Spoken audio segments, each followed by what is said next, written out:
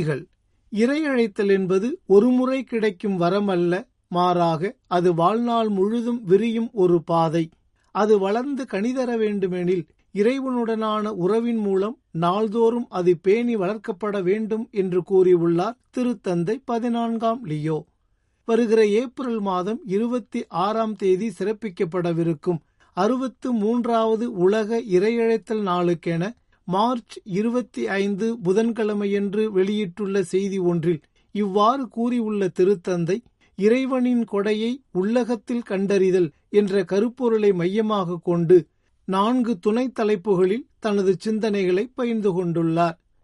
விசுவாசிகள், குறிப்பாக இளைஞர்கள், கடவுளின் இலவசமான மற்றும் மாற்றத்தை ஏற்படுத்தும் கடவுளின் அருள்கொடையை கண்டறிவதற்கான ஒரு வழியாக இறையழைத்தலின் அகப்பரிமாணத்தை தழுவிக்கொள்ளுமாறு அழைப்பு விடுத்துள்ளார்.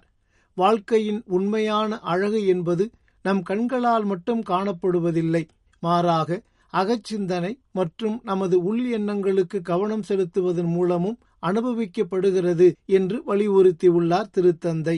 மேலும் இயேசுவை பின்பற்றுவது ஆன்மீக மாற்றத்துக்கு வழிவகுக்கிறது என்றும் அது தனிநபர்களை தங்கள் விசுவாசத்தில் வெறும் நல்லவர்களாக மட்டுமல்லாமல் புனிதர்களைப் போலவே அழகானவர்களாகவும் ஆக்குகிறது என்று விளக்கியுள்ளார் திருத்தந்தை. குடும்பங்கள், பங்குத்தலங்கள் மற்றும் துறவற குழுமங்களுக்குள் இறையழைத்தல்கள் தழைத்தோங்குவதை ஊக்குவிக்கும் ஒரு சூழலை உருவாக்குவதன் முக்கியத்துவம் குறித்து எடுத்துக்காட்டியுள்ள திருத்தந்தை, இறை நம்பிக்கை, இறைவேண்டல் மற்றும் ஆதரவு நிறைந்த இத்தகைய சூழல் இறைவனின் அழைப்புக்கு செவிமடுக்கவும் அதை வளர்க்கவும் ஏற்றுக்கொள்ளவும் வழிவகுக்கிறது என்று எடுத்துரைத்துள்ளார்.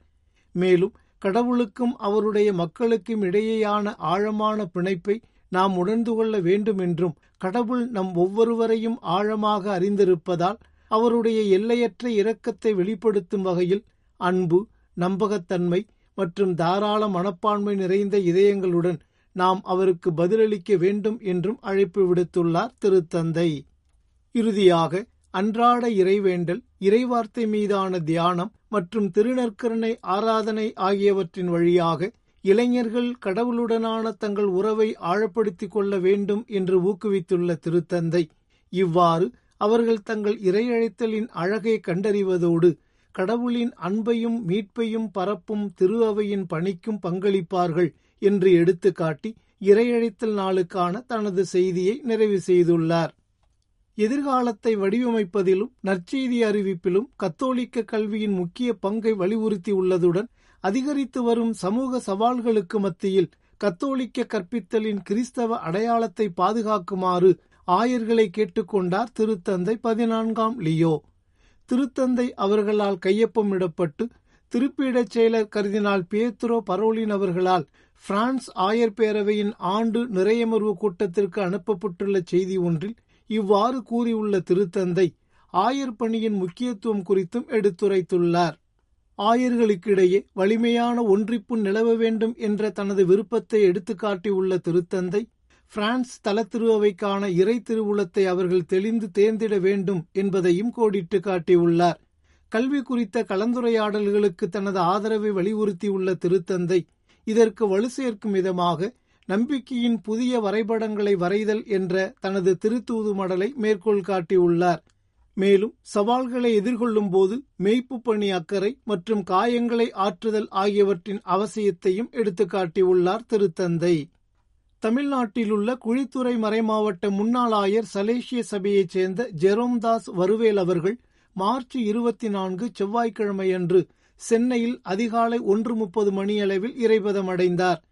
மறதி நோய் மற்றும் நடுக்குவாதம் தொடர்பான சிக்கல்களுடன் போராடி வந்த ஆயர் ஜெரோம்தாஸ் வருவேல் அவர்கள் ஏழைகளின் சகோதரிகளின் பராமரிப்பு இல்லத்தில் இறைபதமடைந்தார். ஆயரின் இறுதிச் சடங்கு மார்ச் 25 புதன்கிழமையன்று குழித்துறையிலுள்ள தூய்மைமிகு மூவரு கடவுளின் பேராலயத்தில் இடம்பெற்றது.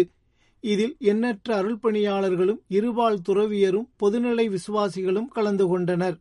முன்னதாக மார்ச் 23 செவ்வாய்க்கிழமையன்று சென்னை பெரம்பூரிலுள்ள புனித லூர்து அன்னை திருத்தலத்தில் அவரது ஆன்ம இலைப்பாற்றிக்காக சென்னை மயிலை உயர்மறை மாவட்டத்தின் பேராயர் ஜார்ஜ் அந்தோணிசாமி தலைமையில் திருப்பலி நடைபெற்றது.